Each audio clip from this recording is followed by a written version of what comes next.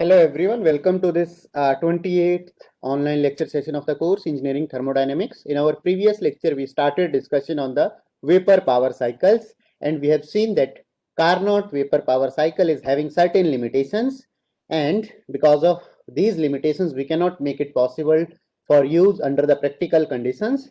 Therefore, there has been few modifications which were suggested, and after the modifications, we have come up with one ideal cycle for the steam power plants, which we have called as Rankine cycle. Okay. After that, what we have done, we have derived the expression for the efficiency of the Rankine cycle, and also we have tried to establish the effect of different parameters on the efficiency. So while we started, we have first seen the effect of increase in pressure of heat addition. Okay. So pressure of heat addition, when we have increased, though we found that the mean temperature of heat addition has increased, which resulted in overall increase of the efficiency of the cycle, whereas the quality of the steam at the exit of turbine has decreased. Okay, so because of this, now one important issue we have encountered, that if we are adding the heat at high pressure, it will be actually resulting in more generation of moisture at the exit of the turbine, which is not good for the health of the turbine. Okay. Now let me take another parameter. So now let us consider the effect of we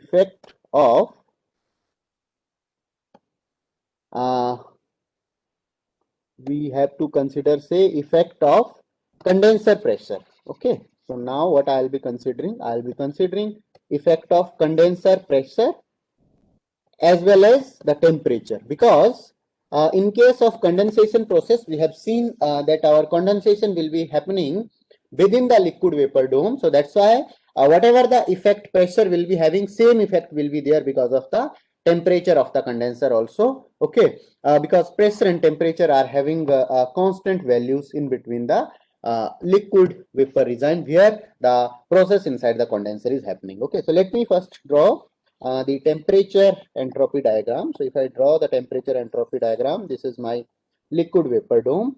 Say this is my Carnot, this is my Rankine cycle, which is operating with some pressure, say P1 and P2. In between pressure P1 and P2, it is say operating. So this is my pumping process from 1 to 2, 2 to 3 I have heat addition, 3 to 4 I have expansion, and 4 to 1 I have process inside the condenser. Okay. Now let me take up that instead of having pressure P2, I have taken some another pressure, say P2 dash.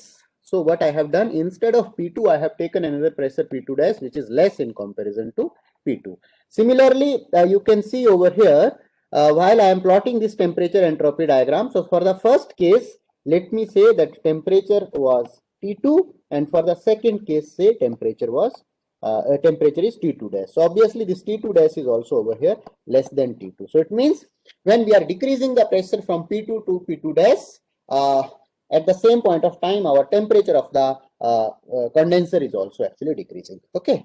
So now what will be happening in this particular process, while we will be doing the expansion, that expansion process will be continuing. Instead of 0.4, it will be now continuing till 0.4 dash. It will be continuing till the low pressure 0.4 dash. Okay. And over here, if you see, we will be having this pumping process now, say from 0.1 dash. So this will be my 0.1 dash, and say this is my point number 2 dash. So now the pumping process will be from 0.1 dash to 2 dash instead of 0.1 to 2. Okay. So if you see overall, what we have done, our now earlier heat addition process was from 2 to 3. Now heat addition is from 2 dash to 3. Expansion was from 3 to 4, which is now from 3 to 4 dash. And condensation inside the condenser was from 4 to 1 earlier, and now it's from 4 dash to 1 dash. Okay.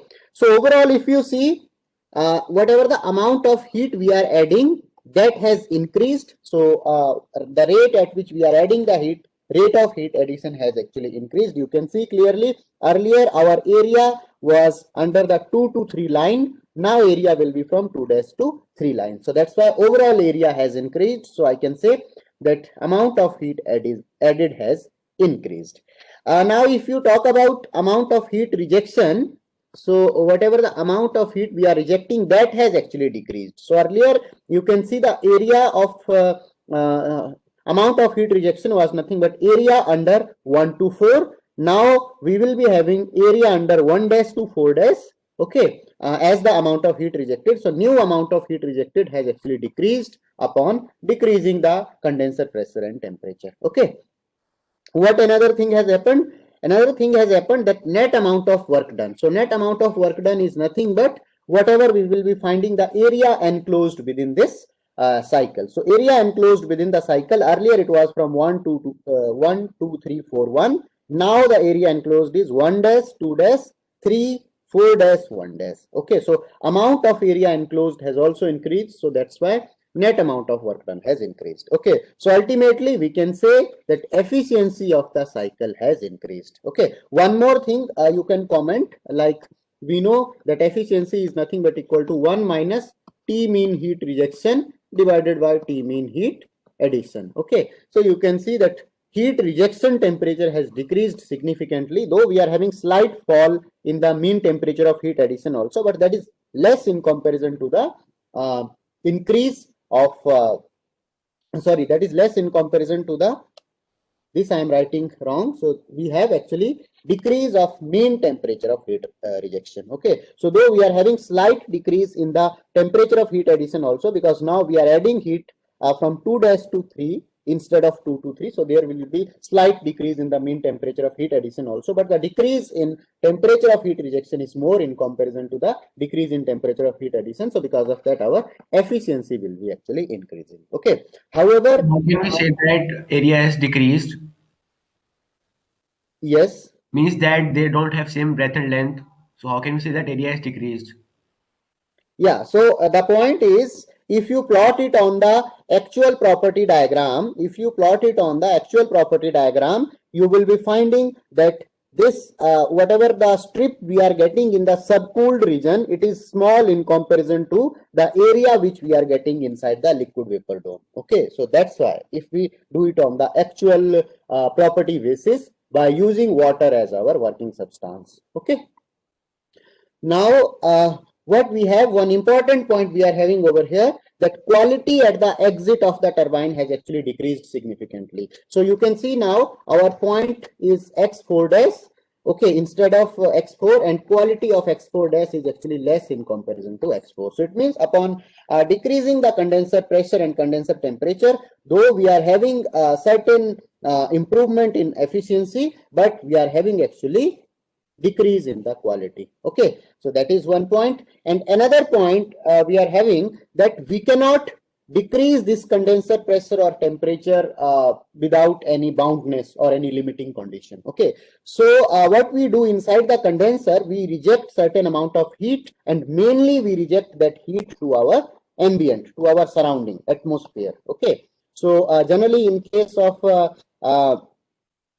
what we do in case of our steam based thermal power plants, we try to circulate some cooling water from the surroundings, and that cooling water actually exchanges the heat with the steam, which is our working fluid inside the condenser. Okay, so that's why we are having some limiting condition, that though this decrease in temperature of heat rejection is actually increasing the efficiency of the overall cycle, but we cannot go beyond a certain limit, and that limit is nothing but bounded by the atmospheric temperature conditions. Okay, next what we have to do, let me tell you one more concept, so that we call as nothing but degree of superheat. Okay, so we say that what is the effect of degree of superheat on efficiency of the Rankine cycle. Okay, so this is my liquid vapor dome. Say this is my some cycle which I was operating. So 1, 2, 3, and 4. Now, if I say that we are increasing the degree of superheat. So this was my point. Now if I increase the degree of superheat, obviously if I increase the degree of superheat, instead of 0.3, I will be going to point number 3 dash. So upon increasing the degree of superheat, my new expansion process will be from 3 to 4 dash. Okay, so you can clearly see upon increasing the degree of superheat, our mean temperature of heat addition will be increasing, as well as the quality of steam at the exit will also improve. So that's why we will be having X4 dash will be greater in comparison to X4. At the same point of time, our efficiency will be increasing, net amount of work will be increasing, QH heat added will be increasing, QL heat rejected will also be increasing. So upon increasing the degree of superheat, we will be having increase in each and every parameter. But ultimately, we cannot go once again beyond a certain limit while we are superheating our substance. Why? Because when we are superheating the substance, then our temperature is actually increasing. Okay, and this highest value of the temperature is limited from the, so this value is limited. Why it is bounded? This is bounded from the metallurgical constraints from which our different components of the boiler and turbine are made up of. Okay, so over here we are having some metallurgical constraints because of which we cannot go beyond certain limit. Okay, now once again let me tell you one very important cycle which we call as supercritical power cycles. Supercritical Rankine cycle. Okay, so what we have, we know that this is our TS diagram, this is our liquid vapor dome on TS diagram. Now if I operate some cycle by having boiler pressure above than the critical pressure. So if I take some pressure line over here, say this is my some pressure line P, and this pressure is greater than P critical. So if I take some pressure which is greater than the P critical, and if I operate a thermodynamic cycle by using this high pressure condition, so in that case, what will be happening? Whatever my cycle will be having, that will be having very high efficiency, and this type of cycle is actually referred to as supercritical Rankine cycle. Okay, a cycle which is having boiler pressure greater than the critical pressure. So critical pressure is nothing but 22.09 megapascals. So if our pressure is greater than 22.09 megapascals, our boiler pressure, then whatever the cycle we will be getting, that we call as nothing but our supercritical cycle. And supercritical cycles are having characteristics of very high efficiency. So their efficiency is something around 40%. Okay, so 40% efficiency is considered as very high efficiency. Okay, for example, if I give you the actual value for efficiency of nuclear power plant. Okay, so the efficiency of nuclear power plant is something around 40%. Oh, sorry, 34%. Okay, so why this limiting efficiency of nuclear power plant is only up to 34%? In case of nuclear reactors, we are having enormous amount of energy, but what we do, because of once again we are having more risks also. Okay, so because of the safety constraints, actually we operate nuclear plant somewhere in the range of 34% efficiency. Okay, however, the safety risks are less in case of thermal power plants in comparison to the nuclear power plant. So that's why the supercritical, modern day supercritical Rankine cycle based steam power plants are operated at the efficiency of something around 40%. Okay, now one important point we have seen while we were discussing about the effect of parameters, that when we decrease the condenser pressure, for that we are having some limiting condition. Okay, and if we increase the degree of superheat, for that also we are having some limiting condition. So these were actually assisting us in increasing the overall efficiency of the Rankine cycle. At the same point of time, we have also seen that if we add the heat at high boiler pressure, that will also increase the efficiency. But we are having the constraint in all these conditions. Only one thing, degree of superheat is the case where if we increase the degree of superheat, we will be having improvement in the quality. Apart from that, if we decrease the condenser pressure or temperature or increase the boiler pressure, we will be having actually decrease in quality. Okay. So to avoid this problem, so what we have to do in order to maintain efficiency, we have to add heat at high pressure.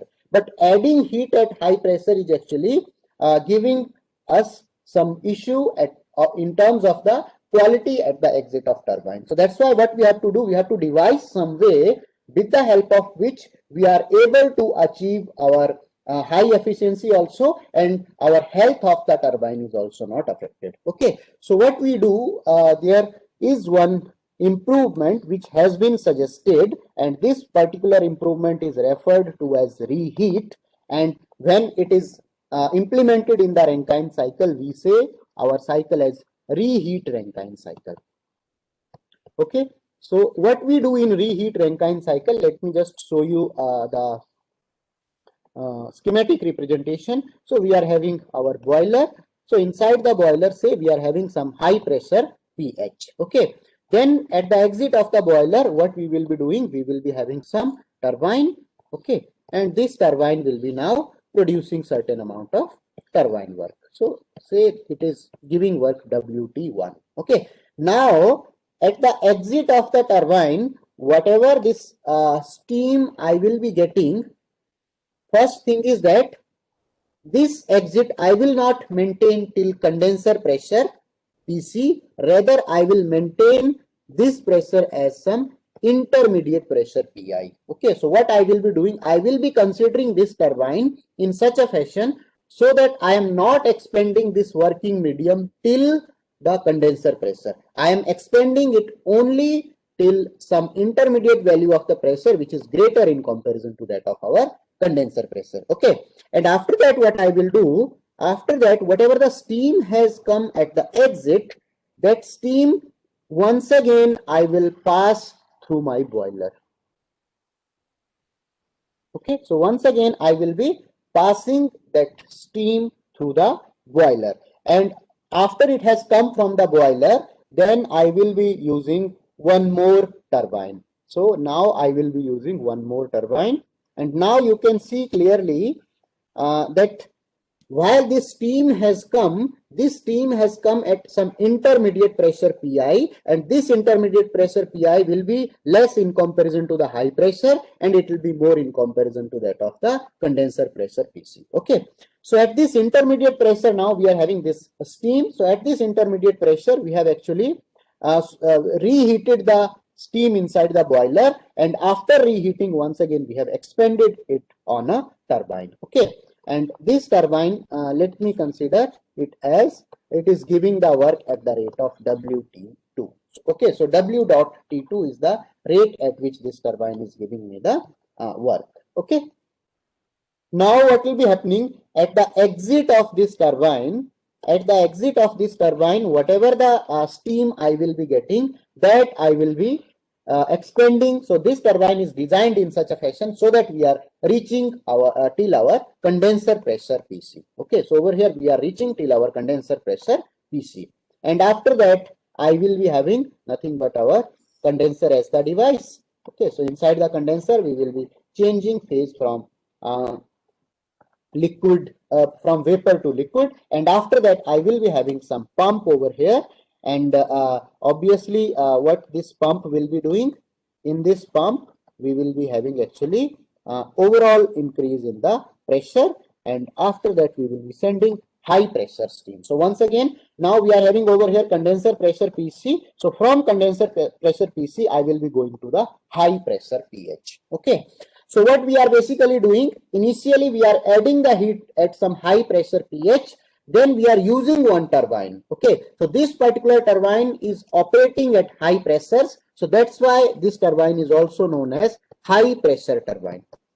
Okay, so we are using a high pressure turbine, and in this high pressure turbine what we are doing, we are expanding our steam up to some intermediate pressure PI, which is greater than the condenser pressure, and at this pressure once again we are passing that steam to the boiler. So once that stream will be going through the boiler, it will be actually once again reheated. Okay, once it is reheated, its degree of superheat will be improving, and then at this intermediate pressure Pi, we will be passing it through some another turbine. Now this turbine is operating at some intermediate pressure which is low in comparison to the boiler pressure. So that's why this is also known as low pressure turbine. Okay, so this turbine I can call as nothing but my low pressure turbine. And at the exit of the turbine, we maintain some condenser pressure PC, and after the condenser, we will be having a pump which will be pumping our working medium to the highest pressure of the cycle, that is boiling pressure. Okay. Now let me give terminal points. So let me say this is my point number 1, point number 2, this is point 3, point number 4, point 5, 6. Okay, so these are all my terminal points at exit of one component and inlet to the another component. Okay, now let me plot this particular cycle on TS diagram. So this is my TS diagram. This is the liquid vapor dome. So on this TS diagram, let me first plot 3 pressure lines. So this is my highest pressure line, pH. This is my highest pressure line, pH. Then I'll be having some intermediate pressure line. Say this is my intermediate pressure line, Pi.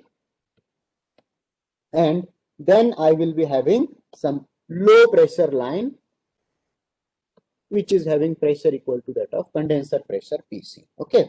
Now, if you follow the process, what we are having from 1 to 2, we have nothing but pumping process from condenser pressure to the high boiler pressure pH. So this is my 1 to 2 process is nothing but our pumping process. Then 2 to 3, we are having heat addition at high pressure pH.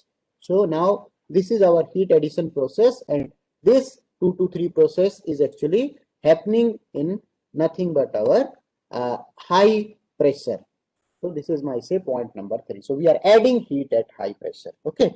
Then 3 to 4 is the expansion process inside the turbine. So my 3 to 4 is expansion process, and this expansion process has happened in nothing but high pressure turbine. Okay. After that, from point 4 to point 5, we have actually added the heat at that intermediate pressure only inside the boiler. So now what will be happening, once I will be adding the heat, my point will be shifting in the superheated zone. Okay, obviously when at the intermediate pressure I will be adding the heat, I will be shifting more towards the superheated zone. So this will be my point number 5. Say I have heated up to this particular point. Okay. So now we have done actually this 4 to 5 as some heating process at the intermediate pressure. Okay. So now after that I will be expanding in the turbine, low pressure turbine from 5 to 6, and 6 to 1 I will be having the process inside the condenser. Okay. So now one important point you can see over here. So now we have taken the advantage of adding heat at high pressure. You can see from 2 to 3 we have added the heat at high pressure, and this has helped us in maintaining the overall efficiency of the Rankine cycle. At the same point of time, while we have added the heat during this reheat process from 4 to 5, this reheat process from 4 to 5 has actually helped us in maintaining the quality at the exit of the turbine. Okay, so this particular cycle we call as nothing but our reheat Rankine cycle. So over here you can clearly see we are adding the heat.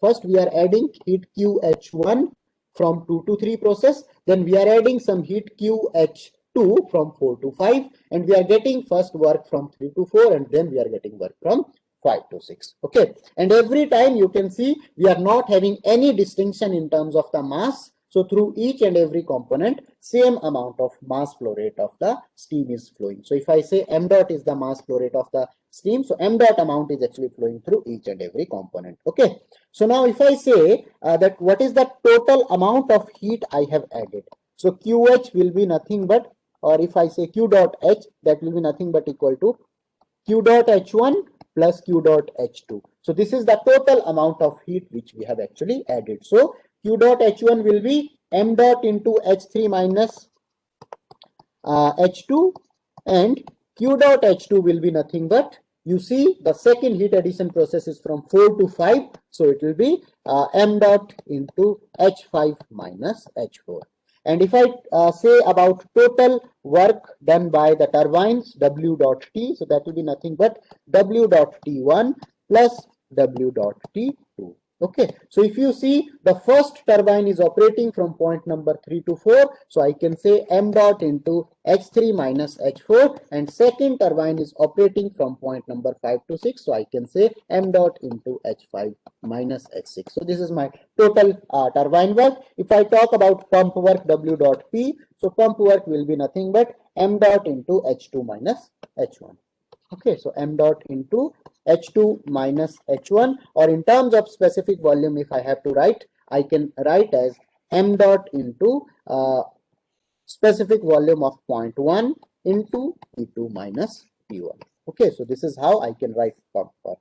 Now we know that net work is nothing but equal to the rate at which network will be happening, that will be W dot T minus W dot P, and efficiency I know as W dot net divided by Q dot H. Okay, so by substituting these values over here, you will be easily able to determine the efficiency of the reheat Rankine cycle. Okay, now this is about the thermodynamic analysis. Now let me try to see the effect of different parameters in our reheat Rankine cycle. Okay, so if I once again plot the TS diagram for this reheat Rankine cycle, let me see.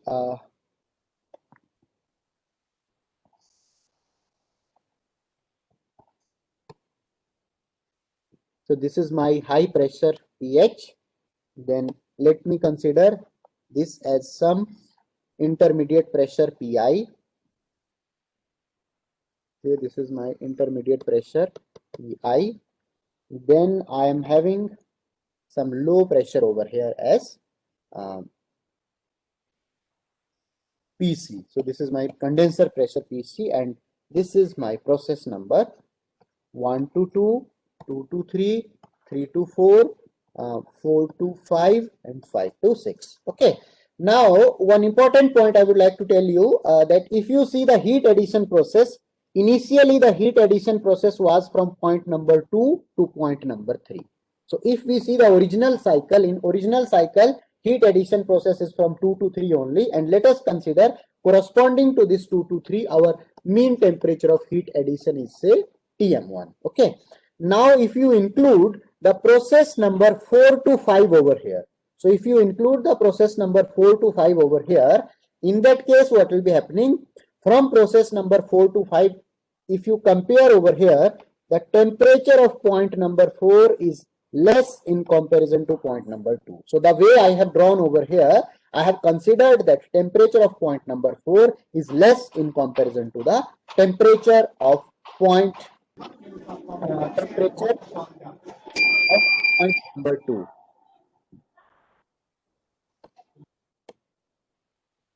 So because of this, what will be happening now, I have seen that temperature of point number 4 is less in comparison to the temperature of point number 2. So because of this, what will be happening, if I include the combined effect of heat addition from process 2 to 3 and 4 to 5, we will be having slight fall in the mean temperature of heat addition. So TM2, if I say the overall mean temperature of heat addition for process 2 to 3 and 4 to 5, so that has become slightly less in comparison to TM1. So because of that, what will be happening, and we are seeing that the mean temperature of heat rejection, whether if I go directly with the earlier cycle or with the reheat cycle, so mean temperature of heat rejection is remaining same. Okay, so it means that if I do the reheat at very low pressures, so whatever this intermediate pressure I am taking, if I approach this intermediate pressure close to the condenser pressure, in that case, if I approach this pressure close to the condenser pressure PC, in that case what will be happening? In that case what will be happening? my mean temperature of heat addition has actually started decreasing. So if mean temperature of heat addition has started decreasing, in that case our efficiency of the overall cycle will be increasing. Okay. At the same point of time, one more important point we are having, that while I am doing this reheating, during the reheating maximum I can go reheating up to this particular temperature. So whatever was our highest temperature in high pressure line, during the reheating also I can maintain my reheating temperature equal to that of the highest boiler temperature. Okay, so if I choose this intermediate pressure at which I am doing the reheating as very small, which is approaching to the condenser pressure, in that case once again what will be happening, if I once again do ideal reheating, the meaning of ideal reheating, that I am heating at the intermediate pressure till my point number 3, which is the highest temperature in boiler. So then I will be ending up in the superheating region. So if I am entering in the superheating region, obviously my efficiency of the overall cycle will be decreasing. Okay, so that's why very low temperature, very low intermediate pressure of the reheating are not desired. So we are having some thumb rule for determining the intermediate pressure for ideal reheat cycle. So if I have ideal reheat cycle, for ideal reheat cycle, what we try to do, we try to maintain our intermediate pressure, or I can call it as reheat pressure, at 0.25 times of the boiler pressure. Okay, so B I am referring over here to boiler. So whatever the highest boiler pressure I am having, I will try to maintain my reheat pressure at 0.25 times of my boiler pressure. Why? Because this will be helping me in increasing the mean temperature of heat addition. So if I do, so my mean temperature of heat addition will be increasing, and overall efficiency of the cycle will also increase, and at the same point of time we will be able to once again ideally heat up to the maximum temperature during the reheat process. Okay, so let me show the another illustration when on TS diagram, where we are having actually intermediate pressure 0.25 times of the 0.25 times of the boiler pressure. Okay, so if I have my pressure condition, intermediate pressure condition, something like this, so what I can do over here, I can go maximum up to the maximum limiting temperature in the reheating process itself, and then I can expand in the turbine. Then I can do expansion process in the low pressure turbine, and then I can go till my condenser pressure PC. This is intermediate pressure PI, and this is boiler pressure PB. Okay, and now you can see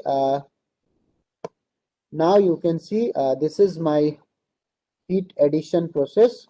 This is my pumping process 1 to 2. So 2 to 3 is first heat addition, 3 to 4 is first expansion, 4 to 5 is second heat addition, and 5 to 6 is the next heat expansion process. Okay, so now in this particular cycle you can see that the temperature of point number 2 and point number 4 are almost same. Okay, so they are closely approximated to each other. So because of that, what will be happening during the reheating process, because now we are adding the heat at higher temperatures than the temperatures which I have in the subcooling portion or in the equivalent range. So my mean temperature of heat addition will either increase or it will remain almost same. Okay, so if we are in this particular condition, then efficiency of the overall reheat cycle will be improving.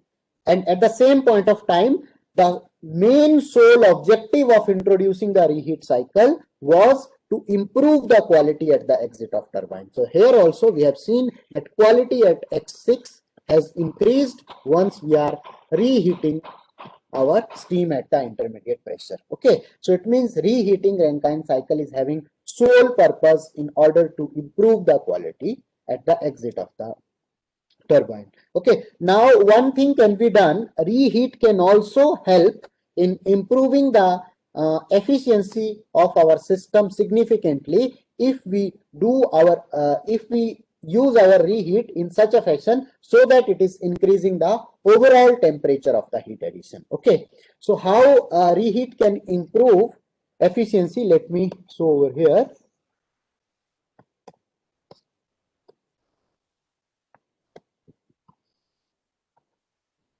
So this is my overall cycle. Say this is the condenser pressure PC. Okay. Now, if what I do, instead of having uh, expansion within the significant range of the pressure, if I do expansion at very small pressure and then I do reheating, okay, then I do reheating.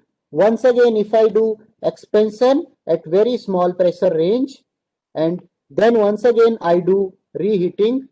Okay, once again if I go for expansion, then again reheating. So if I follow this type of small cycles, then and finally then if I do expansion in my low pressure turbine. So here you can see that while we have done this kind of small expansion, so this vertical line represents nothing but expansion process and this intermediate line represents my nothing but heat addition process. Okay, so this inclined intermediate line. Then once again this vertical line represents the expansion. So it means during this heat addition process we are shifting from towards the low pressure and at the same point of time we are adding heat also. Okay, so this is the process where we are adding heat almost at highest same temperature. So we are adding heat almost at highest temperature. So what this will be doing, this kind of situation will be actually increasing our mean temperature of heat addition by significant amount. And if our mean temperature of heat addition is increasing by a significant amount, it will help us in improving the efficiency of the cycle by a significant amount. Okay, but over here one thing will be happening, that we have to use number of turbine stages as well as the number of piping arrangement we have to use, which will be actually passing our system from one point one turbine to boiler and once again from boiler to the turbine. Okay, so this type of systems are actually not practically feasible because we will be having very complex piping arrangement and at the same point of time the capital cost of this type of device will be very high. So whatever the improvement in the efficiency we will be able to see, that will not be justified with the cost of this kind of cycle. Okay, so normally what we do in case of a reheat cycle, when we operate reheat cycle in ideal manner in our thermal power plants under the practical conditions, we try to follow one typical arrangement, that at max we go for 2 stages of reheat. So at max we go for 2 stages of reheat. Why we go for 2 stages of reheat? Only 2 stages of reheat we go at max.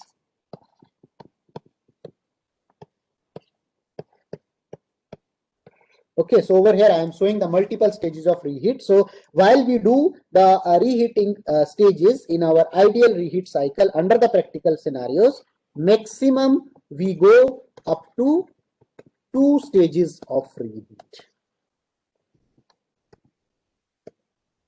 What is the reason for going only up to 2 stages of reheat? It is observed that when we are going in the first stage of ideal reheat, we will be having say X1 amount of efficiency improvement, while we will be shifting to the second stage, the improvement of the efficiency will be only X1 by 2. Okay, and if we go to the third state, efficiency of improvement will be from X1 divided by 4. So what will be happening when we will be going into the number of reheating stages, then though and that too if we are operating in the ideal manner, though we will be having slight improvement in the efficiency, but obviously whatever the improvement of efficiency we will be getting in the after the incorporation of first stage, if we keep on continuing the number of stages, our whatever the increase of efficiency we are getting between the subsequent increase in stages, that will be actually decreasing significantly. Okay, so it will not be able to. So finally we will be finding that when we are having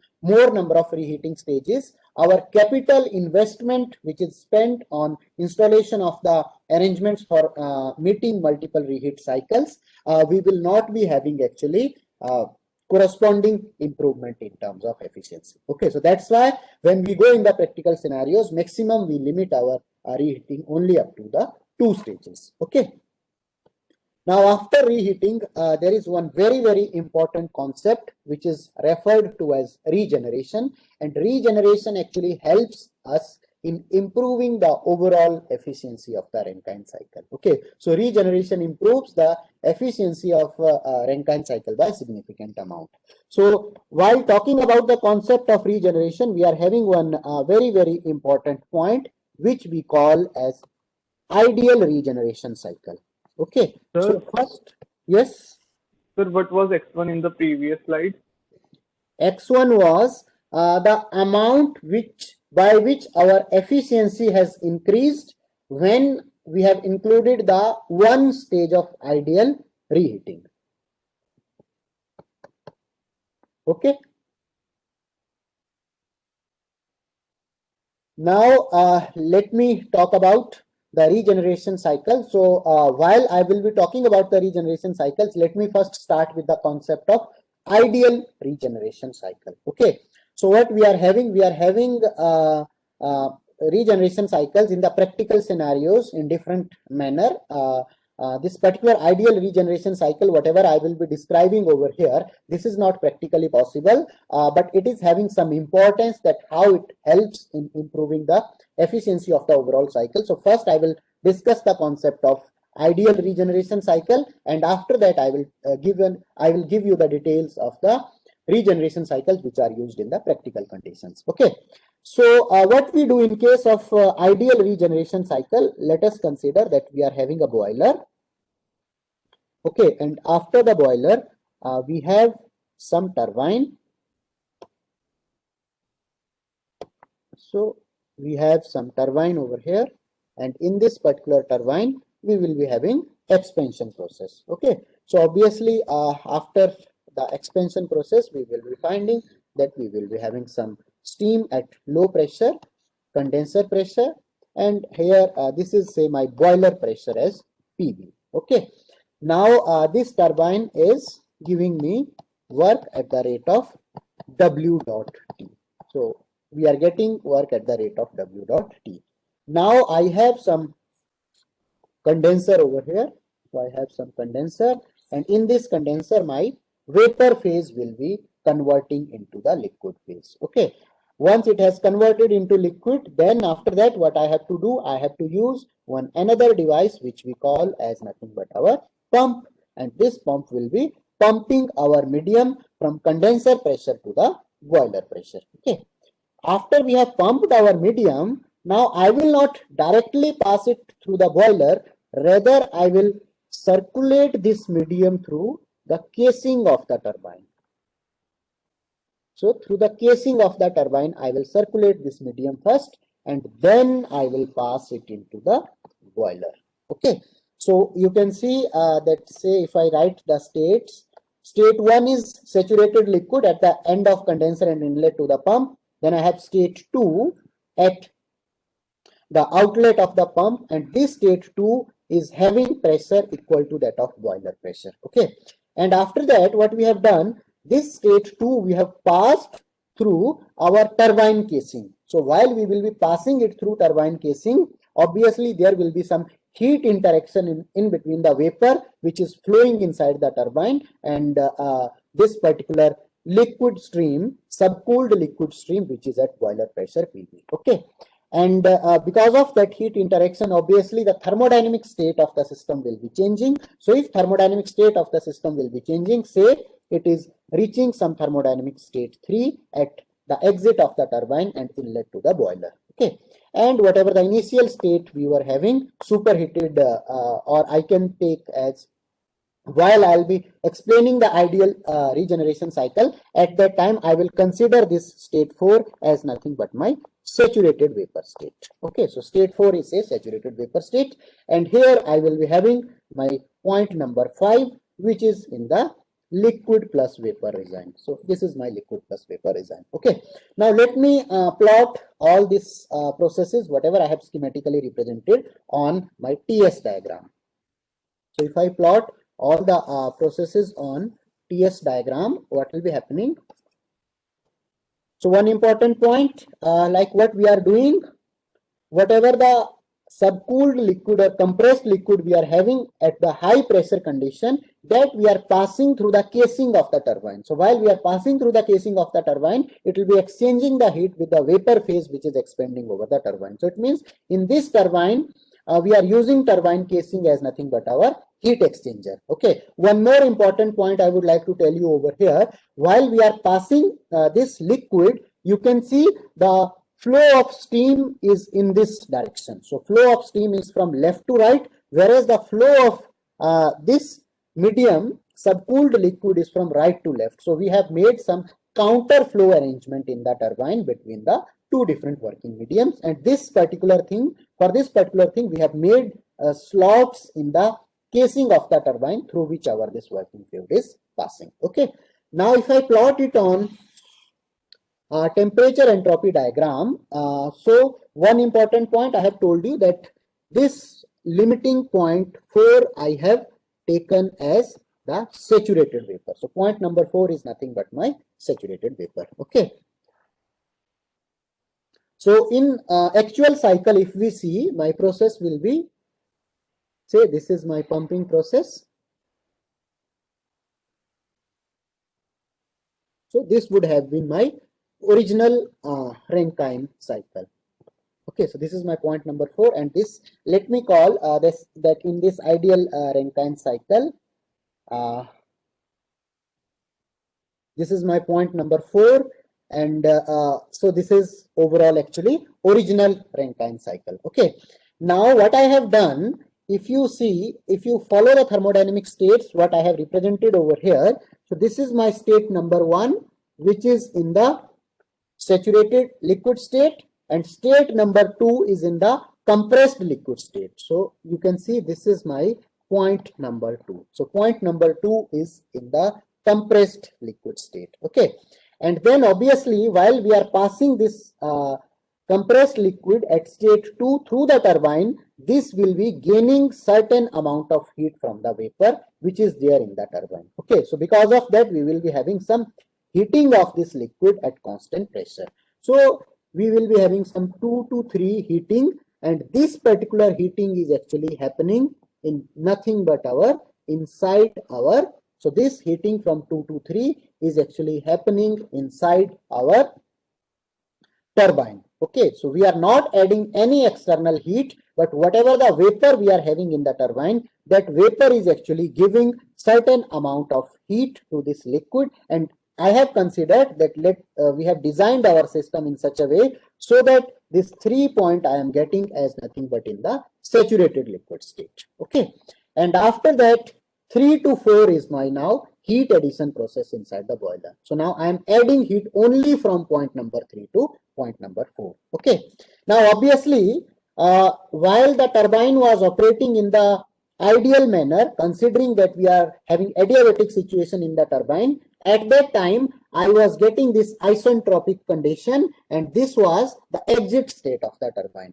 But while I will be having this heat transfer from the turbine, obviously my exit point will not be here, rather we will be having some loss of entropy, because turbine medium is actually, whatever the medium is there inside the turbine, that is losing heat. So we will be having our exit state of the turbine somewhere in the left. Okay, so what we have to do over here now, if I consider that whatever this heat addition, this heat exchange process is happening inside the turbine. So inside the turbine, this vapor is losing heat and this liquid is gaining heat.